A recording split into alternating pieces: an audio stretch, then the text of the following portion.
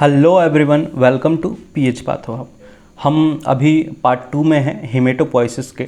आज हम जानेंगे इरिथ्रोपोइसिस के बारे में। हेमेटोपोइसिस में हमने होल ब्लड की बात की थी, ब्लड में जितने सारे कंपोनेंट सेलुलर पार्ट्स हैं उनके डेवलपमेंट के बारे में, लेकिन आज हम उन्हें एक एक करके सिंगल वाइज हम उसे डिटेल्स में पढ़ने वाले हैं। तो आज हम बात कर रहे हैं इरिथ्रोसाइट मतलब आरबीसी की, उनके डेवलपमेंट के बारे में। तो क्या स्टेज हो सकते हैं, कैसे कैसे उनका प्रोडक्शन होता है, आगे हम वीडियो में देखने वाले हैं। नए हो तो प्लीज़ सब्सक्राइब कर लें, लाइक कमेंट, आप लोगों के ऐसे ही यूज़फुल वीडियो इस पर अपडेट होते रहते हैं। प्लेलिस्ट चेक करना ना भूलें। पहला है the process of production, development and maturation of erythrocyte is known as erythropoiesis. क्या कह रहा है? आरबीसी सेल का प्रोडक्शन होना, डेवलपमेंट होना एंड उनका मैच्योर होना इरिथ्रोपोइसिस कहलाता है। सिंपल वे में मैंने बताने की कोशिश की है कि जब हम रेड ब्लड सेल की बात कर रहे हों, उनका डेवलप होना, मैच्योर तक स्टेज तक पहुंचना, ये इरिथ्रोपोइसिस है।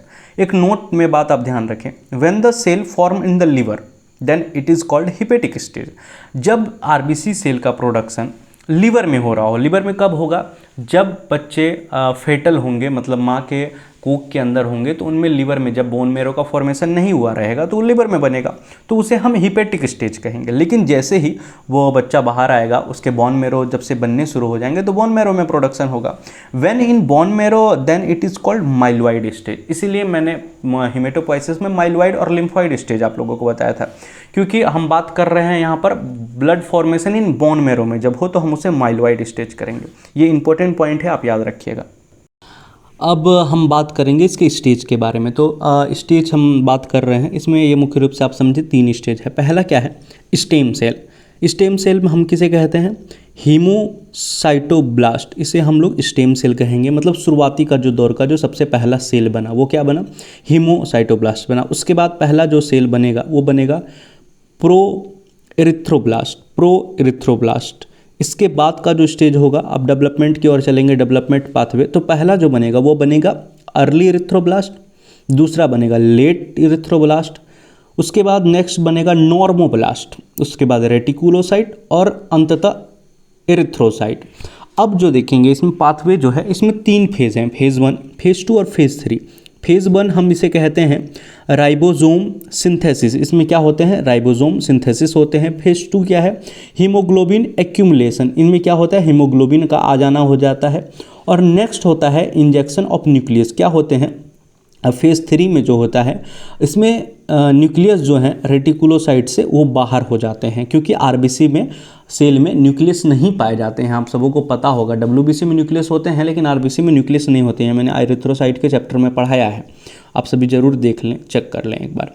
तो इस तरह के जो ये आपको स्टेज याद रखने पड़ेंगे कि हीमोसाइटोब्लास्ट, फिर उसके बाद प्रोनॉर्मोब्लास्ट, फिर उसके बाद अर्ली इरिथ्रोब्लास्ट, फिर उसके बाद लेट इरिथ्रोब्लास्ट, फिर उसके बाद नॉर्मोब्लास्ट, फिर रेटिकुलोसाइट और इरिथ्रोसाइट। ये बेसिक आपको फिगर के साथ अपने कॉपी में बना लेना है, आपको याद रख लेना है। अब नीचे मैंने और एक आप लोगों को चित्र दिखाने की कोशिश की है। कई बार ऐसे भी आप लोगों को बहुत सारे किताबों में मिलेंगे। पहला क्या है? तो पहला है हेमेटोपोइटिक स्टेम सेल। अब एक बात आती है हेमेटोपोइटिन। एक तरह का हेमेटोपोइटिन क्या है? एक तरह का हम इसे कहेंगे कि हेमेटोपोइटिन हमारे शरीर में अवेलेबल होता है, उपस्थित होता है, और ये हेमेटोपोइसिस कराने में हेल्प करते हैं। और हेमेटोपोइसिस का मतलब क्या? डेवलपमेंट ऑफ ब्लड कराने में स्टिमुलेट करते हैं, कि बोलते हैं कि अब हम रक्त बनाइए, अब ब्लड बनाइए। लेकिन अब एक और हेमेटोपोइटिन के अंतर्गत एक और आता है जिसे हम इरिथ्रोपोइटिन कहते हैं। इरिथ्रोपोइटिन क्या करता है? ये आरबीसी को, बोन मेरो को कहता है कि आरबीसी सेल को बनाइए, जिसके कारण इरिथ्रोपोइटिन के कारण ही आरबीसी सेल बनते हैं। तो पहला है हेमेटोपोइटिक स्टेम सेल, ये पहला स्टेम सेल है। उसके बाद कॉमन माइलॉइड प्रोजेनाइटर सेल। मैंने जैसा कि आपके पार्ट 1 में बताया था कि प्रोजेनाइटर सेल क्या है, वो मेन सेल है माइलॉइड स्टेम के।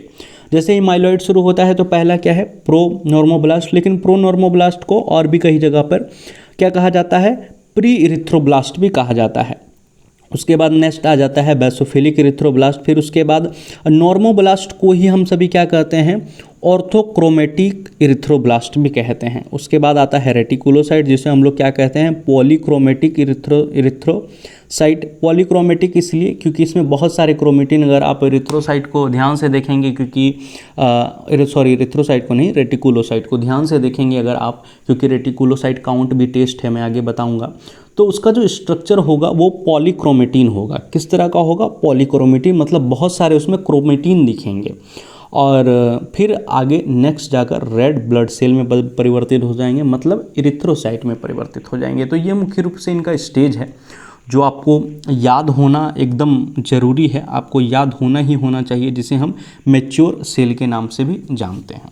तो ये था हमारा इरिथ्रोपोइसिस का चैप्टर कि इरिथ्रोसाइट का डेवलपमेंट हमारे बोन मैरो में कैसे होता है, वो किस किस स्टेज को पास करके आरबीसी सेल का निर्माण करते हैं। तो ये एक लंबा प्रोसेस है जिसे पूरा ये आरबीसी सेल की अगर लाइफ स्पेन की बात करें तो 120 डेज़ की होती है, और ये सबों में फिर 7 दिन, 8 दिन, 10 दिन, 12 दिन ऐसे करके इनका समय बटा हुआ है। इनके साइज़ भी हैं, आप विशेष के लिए मैं आगे जब बताऊंगा वाइट बोर्ड सेक्शन में मैं इसे क्लियर करने की कोशिश करूंगा ये। लेकिन अभी आप लोगों के लिए, अगर आप डीएमएलटी कर रहे हो, आपके लिए काफ़ी है इतना सारा नॉलेज, आप इसे गेन करने की कोशिश करें, इसे समझने की, सारे टॉपिक को आप समझने की कोशिश करें। प्रीवियस के सारे हीमेटोलॉजी के वीडियो को ज़रूर देखें।